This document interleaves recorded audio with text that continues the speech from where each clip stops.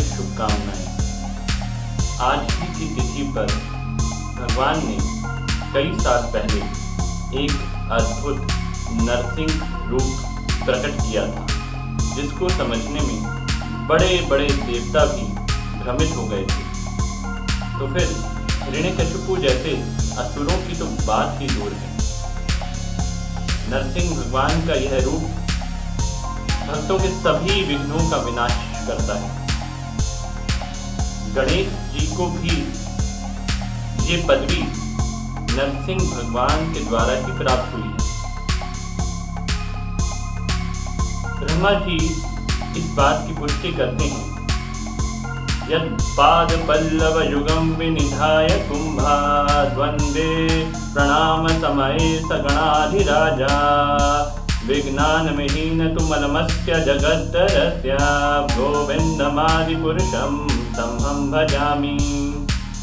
ब्रह्मा जी ब्रह्म संहिता के अंदर यही कहते हैं कि तीनों लोकों के विघ्नों का विनाश करने की शक्ति प्राप्त करने हेतु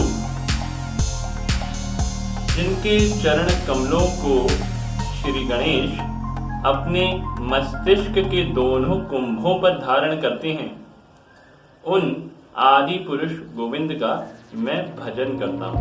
ब्रह्मा जी बताते हैं कि भगवान हरि के असंख्य अवतार हैं और उसमें से भी जो सबसे महत्वपूर्ण अवतार है वो है श्री नरसिंह देव जी का।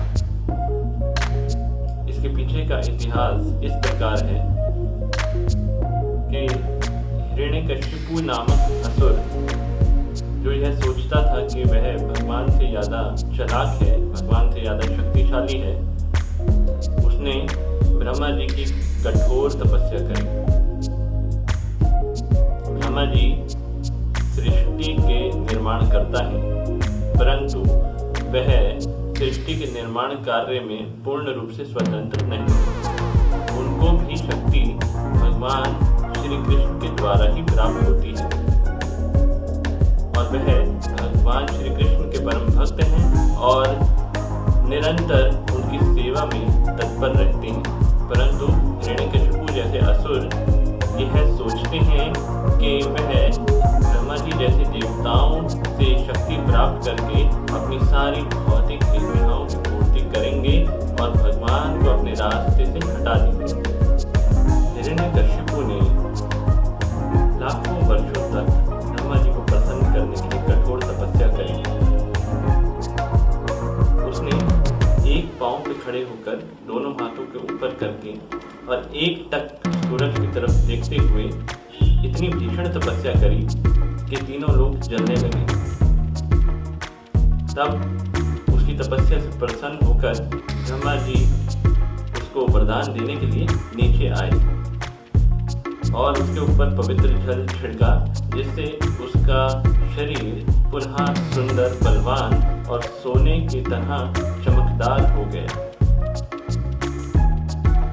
उसने ब्रह्मा जी को प्रणाम किया और इस प्रकार वरदान मांगा कि ना तो मैं जल में मरूं, ना थल में, ना अस्त्र से, ना शस्त्र से, ना दिन में, ना रात में, ना अंदर, ना बाहर, ना आपके द्वारा सृष्टि किए हुए किसी पशु या फिर मनुष्य से या किसी अन्य जीव से, ना देवता से, ना यक्ष, किन्नर इत्यादि कोई भी मेरा वध ना कर सके। वह अपनी चालाकी की वजह से यह सोच रहा था कि वह अब अमर हो चुका है। अपने बल के मद में चूर होकर उसने तीनों लोकों में हाहाकार मचा दिया। तब उसके डर से सभी देवता ब्रह्मा जी के साथ विष्णु जी के पास गए। तब विष्णु जी ने उन्हें आश्वासन दिया कि जब उनके परम भक्त प्रहलाद के ऊपर हिरण्यकशिपु अत्याचार करेगा तब वह एक अद्भुत रूप में प्रकट होंगे। हिरण्यकशिपु ये चाहता था कि उनका पुत्र हरिभक्त प्रहलाद महाराज उन्हीं की तरह एक असुर बने, परंतु जब उसको असुर बने बनाने में उसके सारे प्रयास विफल हो गए, तब वह अत्यंत क्रुद्ध हुआ और उसको अनेक प्रकार से मारने का प्रयास किया। हाथी के नीचे को चुनवाने का प्रयास किया, आग में जलाने का प्रयास किया, सांपों से डसवाने का प्रयास किया और ऐसे अनेक प्रयास किए, परंतु भगवान की कृपा से प्रहलाद महाराज को कुछ नहीं हुआ। तब अंत में वह खुद तलवार लेकर प्रहलाद की तरफ दौड़ा, परंतु प्रहलाद महाराज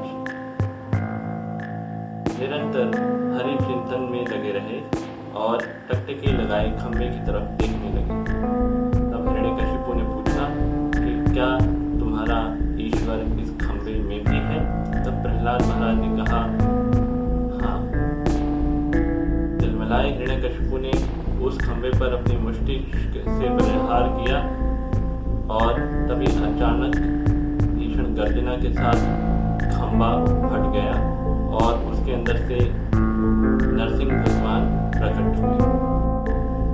उनका गर्दन से ऊपर का हिस्सा सिंह का था और गर्दन से नीचे का हिस्सा मनुष्य का।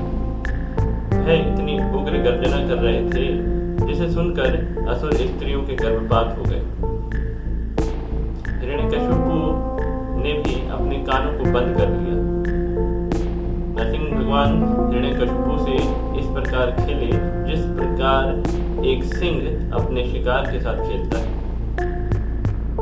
तब देवताओं के बार बार प्रार्थना करने पर संध्या के समय नरसिंह भगवान हिरण्यकशिपु को उठाकर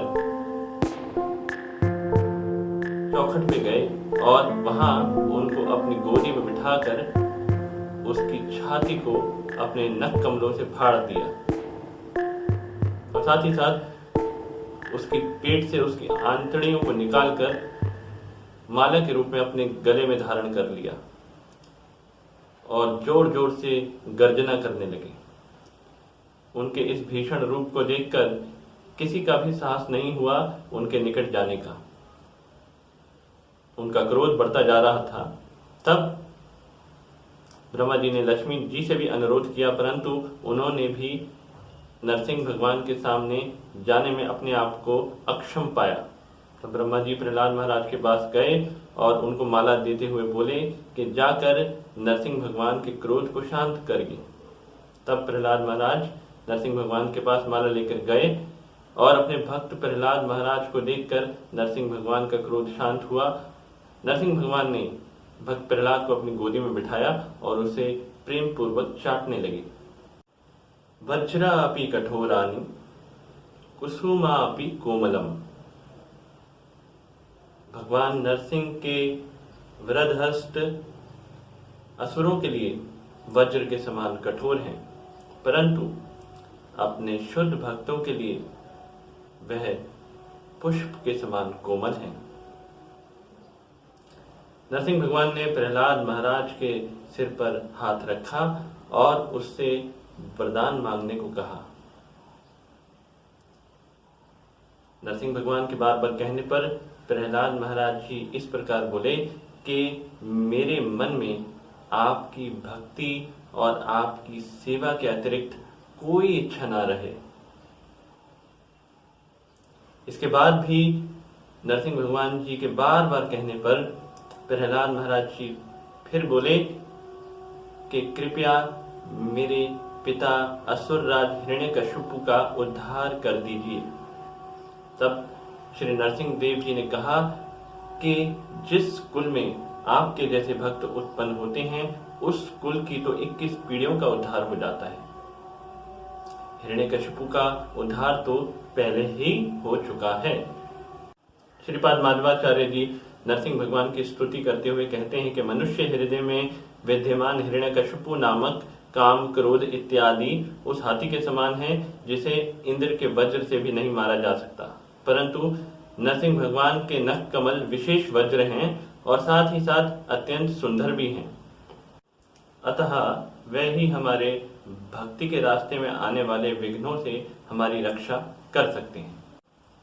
तो आइए हम सभी मिलके श्री नरसिंह भगवान की प्रार्थना करते हैं ताकि वह हमारी रक्षा करें, केवल इस भौतिक शरीर की ही नहीं, हमारे भक्ति भाव की भी, हमारी चेतना की भी रक्षा करें, ताकि हम इस भौतिक कलमश को दूर करके भगवान की भक्ति दृढ़ता पूर्वक कर सकें और अपने वास्तविक गंतव्य भगवत धाम को जा सकें। हरे कृष्णा।